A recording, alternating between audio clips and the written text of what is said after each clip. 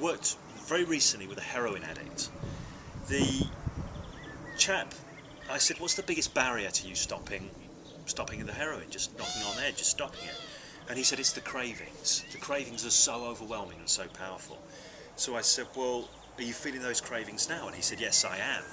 And I asked, how strong are those cravings right now on a scale of 1 to 10, with 10 being as strong as they ever could be? And he said 10.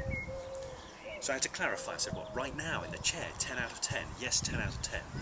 So I did a little bit of the IEMT process, which is Andy Austin's process, where you get them to follow your finger with your eyes.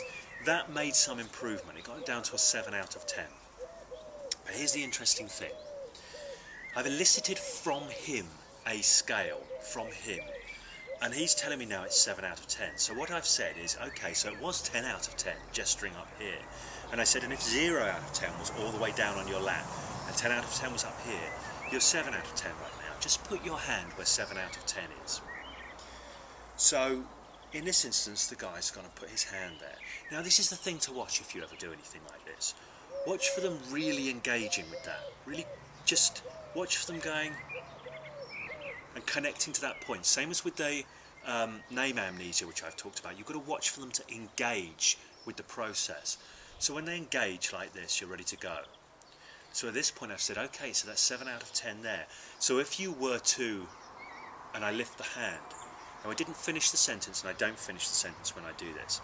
And the guy in this instance has gone, oh yeah, that's much worse. Okay, so now I know it's for real. I know that this idiomotor lever, if you want to call it that, is connected to his subjective experience of the cravings. So at that point it was easy. I said, okay, so just let that hand start to drift down. I've encouraged it to start drifting down. Only as quickly as your inner mind can make any adjustments you need, so as you can experience that feeling, those cravings, just getting less and less and disappearing more and more and drifting further and further away as that hand continues towards your lap. That's right, you can close your eyes if you wish to do so, etc., etc. So the guy's hand's taken about a minute maybe to drift down towards his lap. When it's touched his lap, I've said, okay, you can go ahead, you can open your eyes only as soon as that's fully and completely happened now. And I've asked him, where are those cravings now? And he looks at me all confused. I don't know. Now here's the really interesting thing. When this guy came back the next week, he was absolutely blown away. And he says to me, how does that work? How does that happen? I mean, cause this is the experience he's reported. Since then, he'd only had the slightest of cravings. And when they come along, they only last a really short time. So he was absolutely blown away. How can just something this simple lead to a reduction in cravings so profound, so massive? And the answer I had to give him was very, very simple. The answer is this.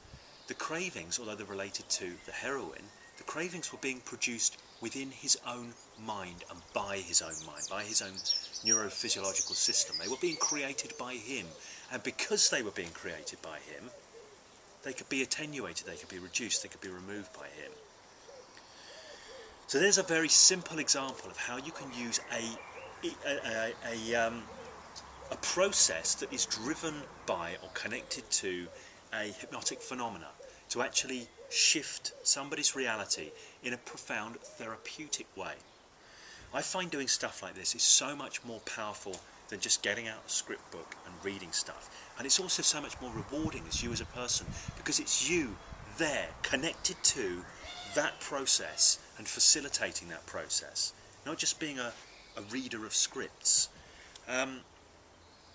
If you have any kind of process-based approach, and this includes a lot of NLP processes, you will find the Hypnosis Without Trance approach massively congruent with those, and excellent at improving your skill set with regard to running those processes.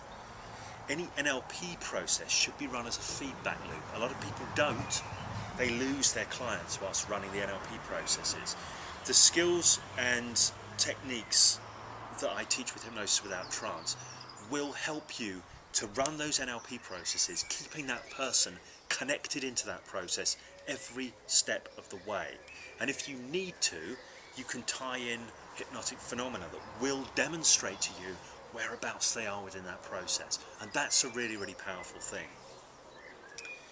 The last thing I'll say about the application of hypnosis without trance to hypnotherapy and changework contexts is that I often say to people the most powerful suggestions that a client receives during a hypnotherapy session are the suggestions that they give themselves. Now, I know if you don't use any hypnotic phenomena, when I used to not use any hypnotic phenomena, I'd regularly hear people say, well, you know, it was relaxing, but I don't know whether I was really hypnotised or not. I don't want them giving themselves that suggestion. I don't want a client leaving my office going, well, it was relaxing, but I don't really think I was hypnotised. That is a dreadful suggestion, because even if we've done wonderful work, that's going to be working against the work that we've done and has every chance of being part of what could unpick it. So I want them to go away with a very different mindset, going, wow, that was incredible, my hand was stuck. I couldn't remember my own name, that was absolutely insane. This hypnosis stuff is powerful. I wonder what kind of differences I'm going to experience. Now, an auto-suggestion set like that is tremendously more powerful and will really, really turbocharge the therapeutic work you've done and put that person in the very best mindset to benefit from it.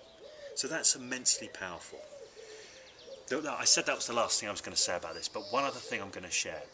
A friend of mine, Gaz Colfer, who has learnt this method and is a hypnotherapist, he does a lot of play stuff, hypnosis without trance play stuff, at the end of his sessions.